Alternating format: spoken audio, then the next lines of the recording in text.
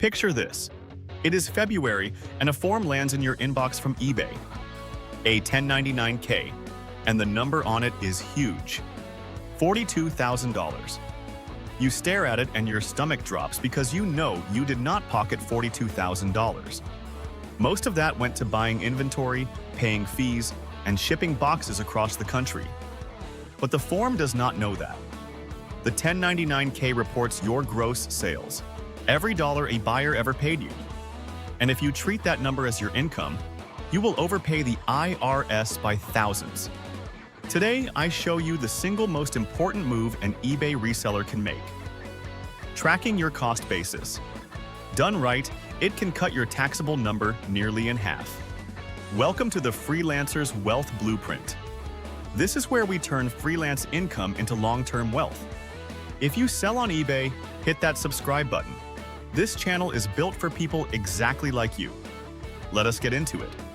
First, let us be crystal clear about what a 1099K actually is. It is a report of your gross payment volume, the total of every sale before a single penny is taken out. It does not subtract what you paid for the items. It does not subtract eBay's fees. It does not subtract shipping or refunds. It is just the raw money that flowed through your account. The IRS gets a copy too. So if you simply ignore it or report a smaller number with no explanation, you are asking for a letter. The goal is not to hide the gross. The goal is to legally shrink it down to your actual profit. Here is the idea that changes everything. You are not taxed on your sales. You are taxed on your profit. Profit is what is left after you subtract the cost of your inventory and your business expenses. The official term for the cost of your inventory is cost of goods sold. If you bought a vintage jacket for $15 and sold it for $60, you are not taxed on $60. You are taxed on $45. That $15 is your cost basis, and every single item you sell has one. Add them all up, and you have a deduction that can be enormous. So let us build the full stack of what you get to subtract. Start with the gross from your 1099K. Then subtract your cost of goods sold, what you paid for everything you sold. Then subtract your eBay and payment processing fees. Then subtract your shipping costs, the postage and the boxes and the tape. Then subtract your mileage for sourcing trips and post office runs.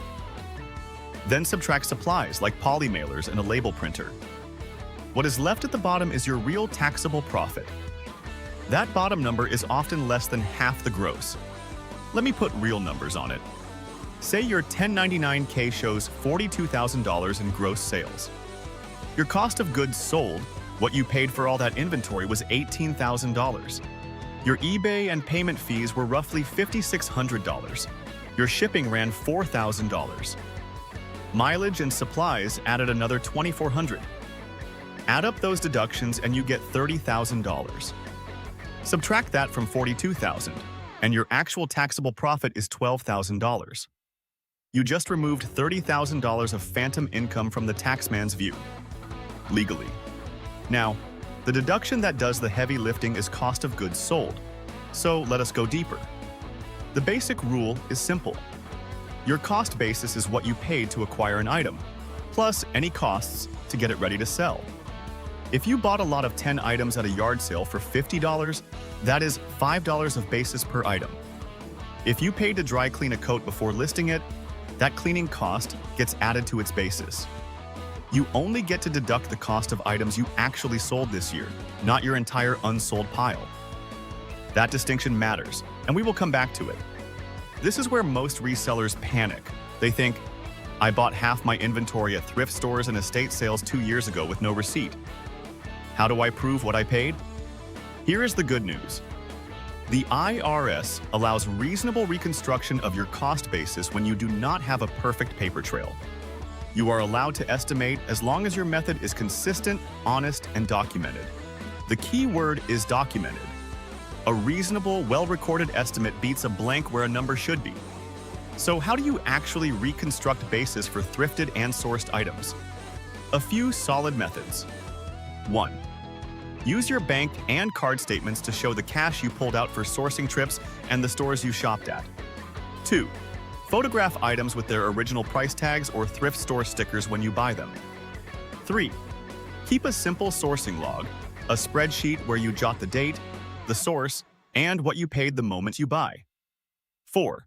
For old inventory with truly no record, apply a reasonable percentage of the sale price as estimated cost and write down your reasoning. Consistency and a paper trail are what protect you. Now back to that timing rule, because it trips people up. You deduct cost of goods sold in the year the item sells, not the year you bought it. So if you spent $5,000 stocking up on inventory in December but did not sell it until the next year, that $5,000 is not a deduction yet.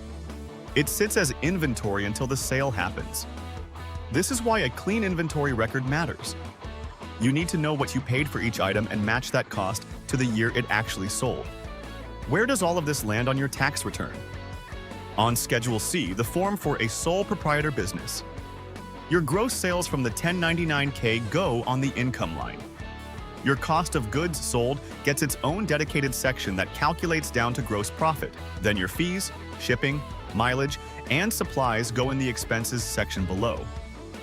The form does the subtraction for you, and spits out your net profit at the bottom. That net profit, not the 1099-K gross, is what you actually pay income and self-employment tax on. Let us talk about the 1099-K threshold for 2026, because it changed. Under the One Big Beautiful Bill Act, the reporting threshold was restored to the old level. For 2026, eBay only has to send you a 1099-K if you cross both of two lines. More than $20,000 in gross sales and more than 200 separate transactions. You need both. But here is the trap. Even if you do not get a 1099-K, you still legally owe tax on your profit. The form is just a report. Your obligation to report income exists, whether the paperwork shows up or not. So here is your action plan, starting today. 1. Log every purchase the moment you source it, with the date, source, and price. 2. At the end of the year, pull your eBay reports for gross sales, fees, and shipping. 3. Match each sold item to what you paid for it to calculate cost of goods sold. 4. Total your mileage and supplies. 5. Put it all on Schedule C and let the form calculate your real profit. Do this, and a scary $42,000 1099-K becomes a calm $12,000 tax bill. The difference is just record keeping. Final thought. The 1099-K is not your income. It is your gross. The resellers who overpay are the ones who treat that big number as profit and never track what their inventory cost them. The resellers who win are the ones who keep clean records, reconstruct basis when they have to, and let Schedule C do the math. Cost basis is the single most powerful number in your reselling business. Track it, and you keep what is yours. If this helped, hit subscribe. I will see you in the next one. This content is for educational purposes only and does not constitute tax advice. Consult a qualified tax professional for guidance specific to your situation.